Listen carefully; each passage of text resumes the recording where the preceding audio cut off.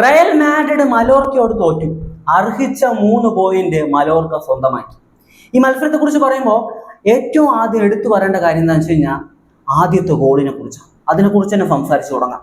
ആദ്യത്തെ ഗോള് മലോർക്ക താരം സ്കോർ ചെയ്യുമ്പോൾ അവിടെ നിങ്ങൾ കണ്ടു കഴിഞ്ഞാൽ നിങ്ങൾക്ക് അറിയാൻ പറ്റും, ഡിഫെൻസീവ് മിഡ് ആ ഒരു പൊസിഷനിൽ പിയോട്ട് പൊസിഷനിൽ 2 പേരാണ് ഈ ഒരു മാച്ചിൽ കളിച്ചിരുന്നത്. ഒന്ന് ചോമനി വളരെ മികച്ച രീതിയിൽ കളിച്ചിട്ടുണ്ട്.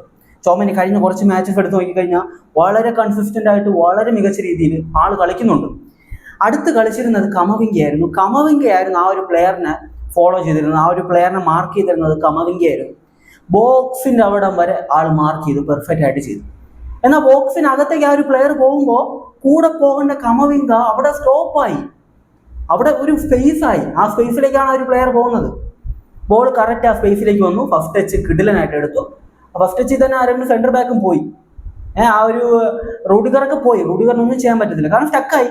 ഫസ്റ്റ് ടച്ചിൽ തന്നെ ആ ഒരു ബീറ്റണായി, ആ 2 സെന്റർ ബാക്കും പോയി. സെക്കൻഡ് ആ ഒരു ഫിനിഷ് വരുന്നത് വാട്ട് എ ഫിനിഷ് മാൻ. ഒരു ഫേക്ക് പോലൊരു സാധനം കൂടെ ചെയ്തിട്ടുണ്ട്. നേരെ കീപ്പർ അപ്പുറത്തേക്ക് വീഴുകയാണ്, കറക്റ്റ് ആയിട്ട് അത് ഫിനിഷ് ചെയ്തു. വാട്ട് എ ഫിനിഷ്, അത് എടുത്തു പറയണം.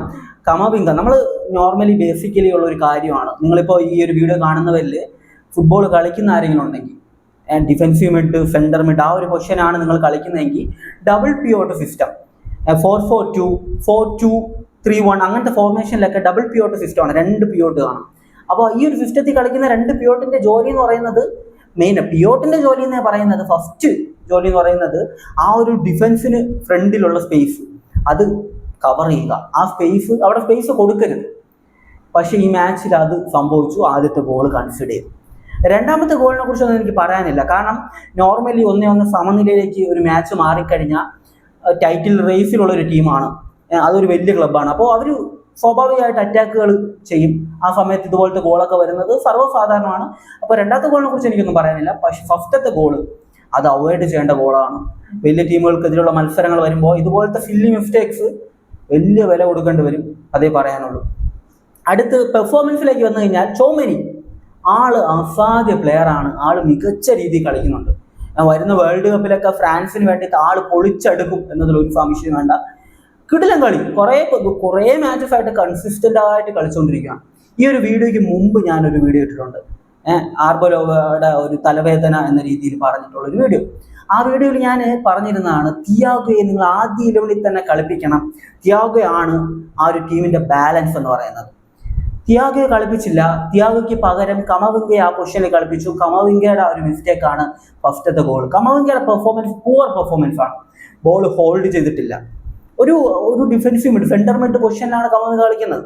അപ്പോൾ ആ ഒരു പൊസിഷനിൽ കളിക്കുന്ന ഒരു പ്ലെയറിനെ സംബന്ധിച്ച് ബോൾ ഹോൾഡ് ചെയ്യണം, അത് ബേസിക് ആയിട്ടുള്ള കാര്യമാണ്. അതുപോലെ തന്നെ മാൻ മാർക്കിംഗ് ഒക്കെ കുഴപ്പമില്ലായിരുന്നു, ഉള്ളത് പറയണമല്ലോ. മാൻ മാർക്കിംഗ് ഒക്കെ ഓക്കെ ആയിരുന്നു. പക്ഷേ ആ ഒരു സ്പേസ്, ആ ഒരു ഡിഫൻസിന്റെ ഫ്രണ്ടിൽ സ്പേസ് കവർ ചെയ്യാൻ കമവിങ്കയ്ക്ക് ഒട്ടും പറ്റിയിട്ടില്ല. ബോൾ ചില സമയങ്ങളിലെല്ലാം ബോൾ ഹോൾഡ് ചെയ്യുന്നതിന് പകരം ആള് ഫസ്റ്റ് ടൈം തന്നെ പാസ് ചെയ്യുകയാണ്. ഫസ്റ്റ് ടച്ച് പാസ് എന്തിനാണ് ഫസ്റ്റ് ടച്ച് പാസ് ചെയ്യുന്നത്? അവിടെ ഹോൾഡ് ചെയ്ത് കളിക്കാം. അപ്പോൾ അത് ഒരു മിസ്റ്റേക്കാണ്. ആ മിസ്റ്റേക്ക് വലിയ രീതിയിൽ ഈ മാച്ചിൽ നമ്മൾ കണ്ടിരുന്നു. പിന്നെ എടുത്തു പറയേണ്ട ഒരു പേരാണ് എതിർ ടീമിന്റെ ഗോൾ കീപ്പർ. അദ്ദേഹത്തിന്റെ പേര് ലിയോ റോമിയോ അങ്ങനെ എന്തോ ആണ്. ആളൊരു സ്പാനിഷ് ഗോൾ കീപ്പറാണ്. കിടിലൻ പെർഫോമൻസ് ആണ്. ഫസ്റ്റ് ഹാഫിലൊക്കെ ആ ഒരു എംബാപ്പയുടെ ഷൂട്ടൊക്കെ ആള് തടഞ്ഞിട്ടുള്ള രീതി എടുത്തു പറയേണ്ട കാര്യമാണ്. 5 സേവാണ് ഈ മാച്ചിൽ. മൊത്തം 15 ഷൂട്ട് റയൽ മാഡ്രിഡ് അടിച്ചിട്ടുണ്ടായിരുന്നു. അതിൽ 6 ഓൺ ടാർഗറ്റിലേക്ക് എത്തി. അതിൽ 5 ആള് സേവ് ചെയ്ത് കളഞ്ഞു. മറുഭാഗത്ത് ആകെ 2 ഷൂട്ടാണ് ഓൺ ടാർഗറ്റിലേക്ക് എത്തിയത്. മലോർക്ക അടിച്ച 6 2 ഓൺ ടാർഗറ്റിലേക്ക് എത്തി, 2 ഗോളായി. കീപ്പറിനൊന്നും ചെയ്യാൻ പറ്റില്ല. കീപ്പറിനെ ഞാൻ ഒന്നും കുറ്റം പറയത്തില്ല. ലുനിൻ നന്നായിട്ട് തന്നെയാണ് നിന്നിട്ടുണ്ടായിരുന്നത്. രണ്ടാമത്തെ ഗോളായാലും ശരി, അത് ആ ഒരു മുകളിൽ കൂടെയാണ് പോകുന്നത്, കീപ്പറിന്റെ മുകളിൽ കൂടെയാണ് പോകുന്നത്. അപ്പോൾ അതൊക്കെ സേവ് ചെയ്യാന്ന് പറയുന്നത് അത് പറ്റത്തില്ല. സാധാരണ 99% ഇങ്ങനത്തെ ഷൂട്ടൊന്നും സേവ് ചെയ്യാൻ പറ്റത്തില്ല. ഫസ്റ്റത്തെ ഒരു ഫേക്കാണ്, അതൊരു പ്ലെയറിന്റെ ബ്രില്യൻസ് ആണ്. അപ്പൊ അതൊന്നും ഒരു വിഷയമായിട്ടുള്ള കാര്യമാണെന്ന് എനിക്ക് തോന്നുന്നില്ല. ലുനിൻ അത്യാവശ്യം കുഴപ്പമില്ല. ലുനിൻ നല്ല പ്ലെയർ ആണ്. ഈ ഒരു മാച്ചിൽ ആകെ 2 ഷൂട്ടാണ് വന്നത്, 2 ഗോളായി. സേവ് ചെയ്യേണ്ട ഒരു സിറ്റുവേഷനിലുള്ള ഷൂട്ടുകളൊന്നും വന്നിട്ടില്ല. അപ്പോൾ ആളിന്റെ പെർഫോമൻസ് മോശമാണെന്ന് ഞാൻ പറയത്തില്ല. പിന്നെ പറയേണ്ട കാര്യം എന്ന് വെച്ച് കഴിഞ്ഞാൽ, കഴിഞ്ഞ മാച്ചസ് ഒക്കെ എങ്ങനെയാണ് നിങ്ങൾ കളിച്ചത്? അതായത് മാഞ്ചസ്റ്റർ സിറ്റിക്കെതിരെയുള്ള മത്സരം, അതിനുശേഷമുള്ള അത്ലറ്റിക്കോ മാഡ്രിഡിനെതിരെയുള്ള മത്സരം, വാട്ട് എ ഗെയിം. ആ മാച്ചിലൊക്കെ ഒരു ടീം ഗെയിം നമ്മൾ കണ്ടു. ഈ ഒരു മാച്ചിൽ വരുമ്പോൾ പാസ് ടു എംബാപ്പെ ഒരു ടാർഗറ്റ് മാൻ ആയിട്ട് നിർത്തിയിട്ട് ആ പ്ലെയറിലേക്ക് പാസ് ചെയ്യുന്ന രീതിയിൽ റയൽ കളിച്ച പോലെയാണ് എനിക്ക് തോന്നിയിട്ടുണ്ടായിരുന്നത്.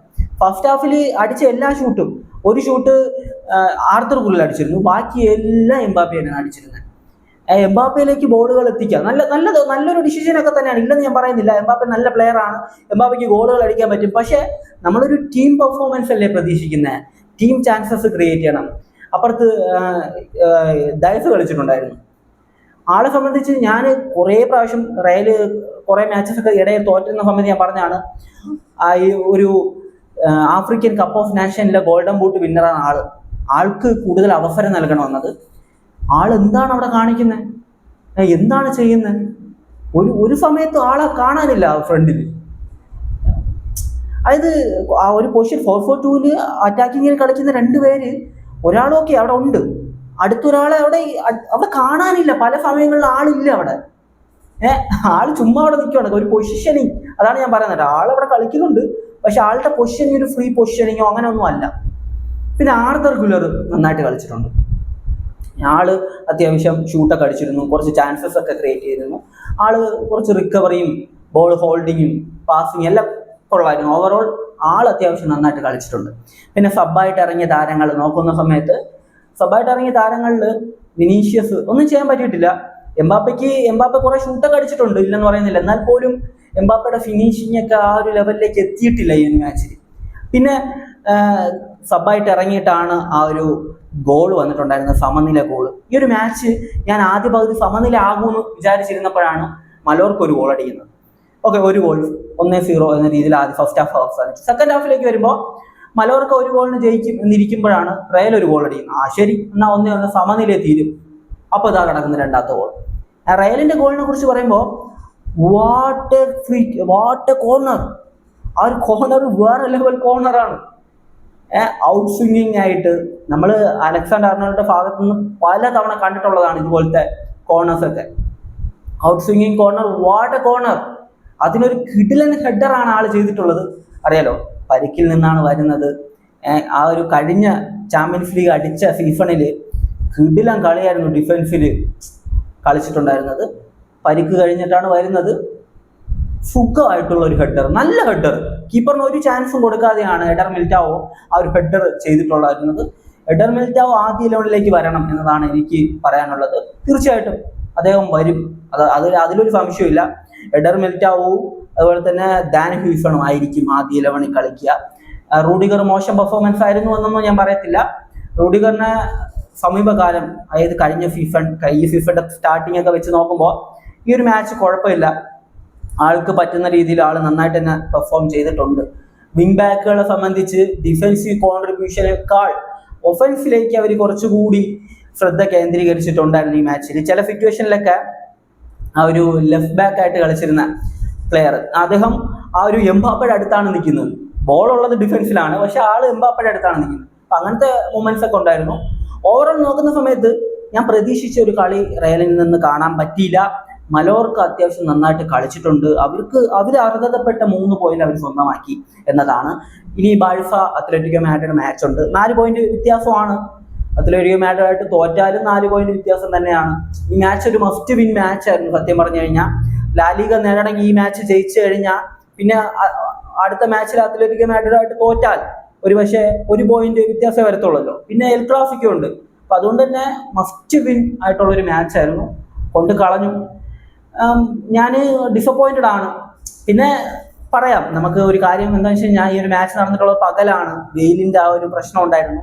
പക്ഷെ മലോർക്ക ഫാൻസ് ആ വെയിലൊക്കെ പിടിച്ചിട്ട് അവിടെ നിന്ന് ആ ഒരു കളി എൻ്റർലി അവർ ആ ടീമിനെ സപ്പോർട്ട് ചെയ്തു കേട്ടോ. ചെറിയൊരു സ്റ്റേഡിയം, കുറച്ച് ഫാൻസേ ഉള്ളൂ. കുറച്ചെന്ന് പറയുമ്പോൾ താരതമ്യേന വലിയ ടീമുകളുടെ ഫാൻസിനെ അപേക്ഷിച്ച് കുറച്ചാണ്.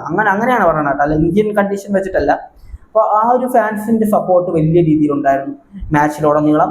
അവർ ആ വെയിലൊക്കെ കൊണ്ടിട്ടാണ് അവിടെ ആ ഒരു ടീമിനെ സപ്പോർട്ട് ചെയ്യാൻ വേണ്ടി സൈഡിലുള്ളത്. അപ്പോൾ അത് നമ്മൾ എടുത്തു പറയേണ്ട ഒരു കാര്യമാണ്, വെയിലൊക്കെ കൊണ്ടിട്ട് സൈഡിൽ നിൽക്കുന്ന ആ ഒരു സിറ്റുവേഷൻ. പിന്നെ എടുത്തു പറയേണ്ട കാര്യം എന്ന് വെച്ച് കഴിഞ്ഞാൽ ഈ അർജന്റീനയുടെ ജേഴ്സിയും അതുപോലെ തന്നെ ബ്രസീലിന്റെ ജേഴ്സി ഇതിട്ടിട്ട് ഫാൻസ് നിൽപ്പുണ്ടായിരുന്നു. എന്തിനാണെന്ന് അറിയത്തില്ല, അവർ ആരാണ് സപ്പോർട്ട് ചെയ്യുന്നതെന്നൊന്നും എനിക്ക് മനസ്സിലായിട്ടില്ല. പക്ഷെ കളി കണ്ടവർക്കറിയാം ഈ രണ്ട് ജേഴ്സി ഇട്ടിട്ട് ആൾക്കാർ ആ ഒരു ഫാൻസ് ഉണ്ടായിരുന്നു ഗ്രൗണ്ടിൽ. പിന്നെ ഓവറോള് ഒരു നല്ല ഗെയിം കാണാൻ പറ്റുമെന്ന് ചോദിച്ചു കഴിഞ്ഞാൽ ഞാൻ ഡിസപ്പോയിന്റഡ് ആണ്, അതേ എനിക്ക് പറയാനുള്ളൂ. പക്ഷെ റയലിന്റെ ഭാഗത്തു നിന്ന് പ്രതീക്ഷിച്ചൊരു ഗെയിം കാണാൻ പറ്റാത്തതുകൊണ്ടാണ്. മലോർക്ക നന്നായിട്ട് കളിച്ചിട്ടുണ്ട്, അവരെ കൊണ്ട് അവരുടെ സ്ക്വാഡ് വെച്ച് കളിക്കാൻ പറ്റുന്ന ആ ഒരു ഗെയിം അവർ കളിച്ചിട്ടുണ്ട്. അവരുടെ കോച്ചൊക്കെ കാറി വിളിക്കുമായിരുന്നു, അയാൾക്കൊക്കെ തൊണ്ടവേന വന്നതാണ്, ആ രീതിക്ക് കാറി വിളിക്കുമായിരുന്നു ആ മനുഷ്യൻ. അപ്പോൾ അവർ അർഹിച്ച് 3 പോയിന്റ് അവർ കൊണ്ടുപോയി, അത്രേ ഉള്ളൂ. അപ്പോൾ ഈ ഒരു മാച്ചിനെ കുറിച്ചുള്ള നിങ്ങളുടെ ഒപ്പീനിയനും കാര്യങ്ങളും, ചില കാര്യങ്ങൾ ഞാൻ പറയാൻ വിട്ടുപോയി കാണാം, ഈ വീഡിയോ എടുത്തു കഴിഞ്ഞാൽ എനിക്ക് ഓർമ്മ വരുന്നത്. അപ്പോൾ നിങ്ങളുടെ ഒപ്പീനിയൻ എന്തായാലും അത് കമന്റ് ചെയ്തേക്കുക. അപ്പോൾ മറ്റൊരു വീഡിയോ കാണുന്നതായിരിക്കും. ബൈ ബൈ വിത്ത് ഫുഡ്.